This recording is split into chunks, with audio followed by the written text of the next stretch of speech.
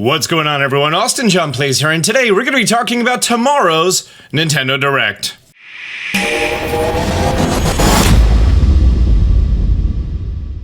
This morning, the 22nd, there was a surprise announcement on Twitter that Nintendo is going to be having a Nintendo Direct for tomorrow. This is a very quick turnaround. However, this Nintendo Direct, a lot of people saw it coming. Myself included. I didn't make any videos on it, but I knew it was gonna happen. Just take my word. Question: what are we gonna see? Well, we actually have a few ideas this time. As we can see, this tweet that was put out directly at 10 a.m. thanks to Sprinkler Publishing, we have a Nintendo Direct that's going to be for the 23rd at 3 p.m. Pacific time, at 6 p.m. Eastern time. That's weird. It's like never at night like this, but it is this time, which is neat. Tune in 9:23 at 3 p.m. Pacific time for a Nintendo Direct live stream featuring roughly 40 minutes of information focused mainly on Nintendo Switch games launching this winter. Whenever we have a Q4 Direct, it's pretty much to recap everything that's going to be coming out this season to get you hyped for the things that you should buy for Christmas. Their advertising revenue goes up and all their profits come in, and it's great. It's great. On the official Nintendo Press Room website that you need special access for, we have a list of all the games that are currently announced and set for release. Metroid Dread, Mario Party Superstars, definitely looking forward to that, which if you don't remember is basically Mario Party on the current engine, but with classic boards and classic minigames all sort of remixed together. Game & Watch Zelda system, that's going to be coming out in November. We might get a small mention of that since, you know, Zelda 35. Pokemon BDSP, we may or may not hear anything about BDSP or Legends Arceus because they typically save that for Pokemon Directs. Advance Wars, Big Brain Academy, and then if Square Enix may have a little bit to talk about what's going on with Project Triangle Strategy, which if you don't know is their sequel to Octopath Traveler, sequel to The Legend of Zelda Breath of the Wild, and Splatoon 3. Now there's something very interesting before even talking about the games. That's this. This is an FCC for a Nintendo game controller, HAC043. The reason that HAC043 is special right here is because it was very similar in specs and model number to what we saw previously for the NES Switch Joy-Con and the SNES Switch Joy-Con, which, if you don't recall, are these fun little things. They are NES controllers, they are pretty much one for one, and they have the Joy-Con rail. If we look on the back, we could actually see that it is, I don't even know if this is going to be picked up by the camera. Hopefully it is. Hopefully this Nintendo Joy-Con is HAC033. Other side of it is HAC034. They're always sold as a pair, so they go on your Switch system like this. And they are two different controllers, and they are sold as a pair. There's a left Joy-Con and a right Joy-Con. And because the rail is different on them, there are two different model numbers, the 034 and the 033. And there is short-term confidentiality listed here that's going to be going until March 16th, 2022. However, this is all kind of lining up, because if you don't remember, there was an era before Nintendo Switch Online had NES and SNES games. They sold this fun little guy. That's right, that's the NES Classic. And they did it for the Super Nintendo, but we never got one for the Nintendo 64. Hang on, past Austin, this is future Austin, and I'm in the middle of editing right now, and there's something I want to explain here real quick, just real quick, right? We're not getting an N64 Classic. They bet the chance we're gonna get an N64 Classic. However, it seems like Nintendo has moved on to a more profitable model. Because think about it, you need R&D, you need to create the mold, you need to create the physical product, you need to program, so on and so forth, everything else. However, they already have a platform and a service. The service is just, you have access to these things. Very tiny files, they throw it on there, and you know what's better than someone paying $7 every 3 months for a new game? Them paying whatever NSO costs, $20 a year, whatever it is, because it's a more sustainable model. Because once you have that service in there that people pay for, that's guaranteed revenue. Services is very, very low overhead and low cost for just unlimited revenue. If you have a Nintendo Switch, they can have that revenue. How many units has the Nintendo Switch sold? According to an article that came out August 5th, 2021, there are 89 million Switches sold. And at $20 a year for NSO, let's say, for example, 10% of Nintendo Switch owners have Nintendo Switch Online. And they're going to pay Nintendo $20 a year, 8,900,000 times $20 a year is $178 million that they are making by doing Nintendo Switch Online and giving you those games. If you don't play anything online, but now you could play Legend of Zelda Ocarina of Time and Majora's Mask in there, let's say, for example, they increase that to 11%. We went from 10% to 11%, 1%, which in all actuality is actually a big raise here. So 9.79 million people, 11%, we did a 1% increase. $20 a year is $195 million. That means that 1% of people who decided to get Nintendo Switch Online, 1% of people made them an additional $17.8 million. And that's the profitability of the service versus the product.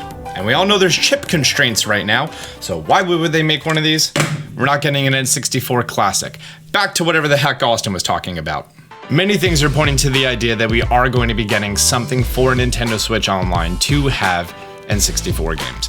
There was also some talk of maybe possibility Game Boy games, but I don't know anything about that, or Game Boy Advance games, but it was just a matter of time. Do remember that the end of the year Nintendo Direct is usually a recap.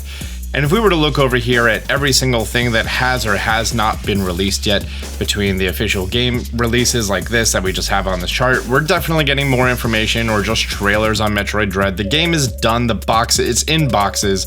They're just waiting to ship it out at this point. So Metroid Dread is coming. Maybe also more information about the special edition Steelbook. We may or may not be getting more information for Breath of the Wild sequel. We may be getting another JPEG for Age of Calamity DLC. We may be getting more information for Super Smash Bros. DLC Fighter Pass Volume 2. WarioWare Get It Together has already come out. I have not played it yet. Mario plus Rabbids Sparks of Hope. I mean, definitely looking forward to this game coming out next year. I would like to learn more about this. But if it's not coming out this year, we're probably going to get a quick mention, if anything, or like an update of progress, but they're not trying to sell us on games that are coming out next year. They're informing us on games coming out next year, but they're selling us on games coming out this holiday season. Advance Wars 1+2 Reboot Camp, whatever that was, it's coming out December 3rd. The Game & Watch Zelda, definitely want to buy this. I want to buy 2 of this. I want to keep one in the box forever, and then I also want to play one because it has Zelda 1, Zelda 2, Link's Awakening. They're probably not going to change the control scheme whatsoever. Mario Party Superstars, definitely looking forward to that, especially the online functionality that was patched, I believe, holiday of last year or just early of this year for Super Mario Party. That online functionality is going to be built into this game, and it's coming out October 29th, and I think that's amazing. They always have a Halloween launch. I think last year it was Luigi's Mansion, which very fitting for Halloween, and it's weird that they're doing the Mario Party, but it's never like a premium game on Halloween. It's always like one of their B-list or C-list games from their first-party franchises. Life is Strange, True Colors Life is Strange came out September 10th, and there is a remastered collection that we do not have a release date yet. We may find out more about that. Super Monkey Ball Banana Maniac. I played Super Monkey Ball, I think, on the Dreamcast, but never after that, so this is actually something that I would want to pick up, and it does come out October 5th. We are going to see that again. Whatever that word is, later this year, cool. If someone's a fan of that franchise, I'm sorry that I can't pronounce that word. I'm not even going to try. I'm going to try.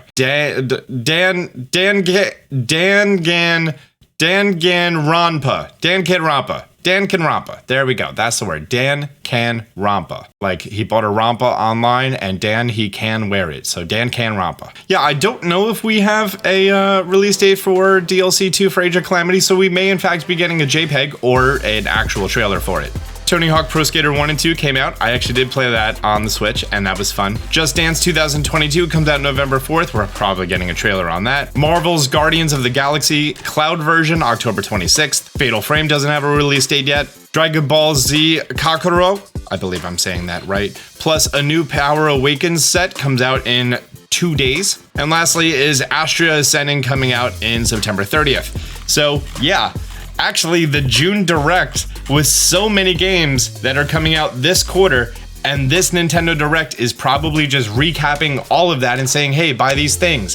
Plus, there's going to be N64 on the Nintendo Switch, and that'd be amazing. Ironically, I don't think that they would bring Super Mario 64 to that service. Because it was part of the anniversary physical thing that was limited edition, and then buying it online. Or actually, maybe that was the trick all along. Wasn't it like you're only allowed to buy Super Mario 3D All-Stars for a certain period of time? Yeah, the digital edition is no longer available to purchase. At release, in the United States, we only had Super Mario and Pilot Wings, and then Wave Race 64, and then we had Mortal Kombat Trilogy, Wayne Gretzky's 3D Hockey, Killer Instinct Gold, all that came out for holiday, Cruising USA, and Star Wars Shadows of the Empire. I remember those things. And then February the year after, we got Mario Kart 64, Blast Corps, Doom 64, oh, all great things, Star Fox 64 in that summer. I definitely remember going over my friend's house and playing that Star Fox 64. GoldenEye 007, so many sleepovers with GoldenEye 007. Clay Fighter 63 and a third. And then we started getting into the era that Rare started making all the amazing games. Rare just pumped stuff out. Diddy Kong Racing. I remember that very fondly.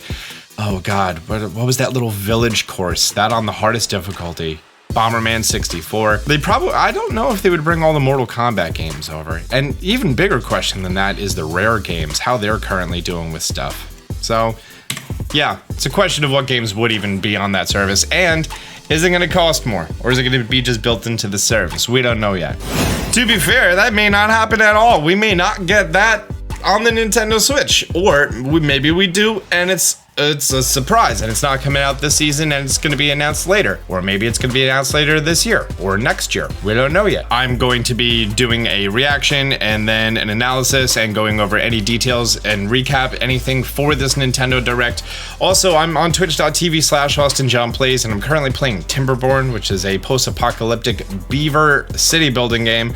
A lot of fun, and you may see a random video on this channel about that game, just because I've learned a lot from that game, playing about 66 hours in the last 8 days. You may see a video on here about that, and you're going to be confused, and that's okay. There might be a second channel in the future for videos like that. Well, perfect. Guys, my name is Austin John. Thank you so much for watching this video. If you found it helpful and informative, and you can't wait for tomorrow's Nintendo Direct, hit the thumbs up button. If you're new to the channel, be sure to hit the subscribe button, and I love you. Good night. It's the morning. Bye.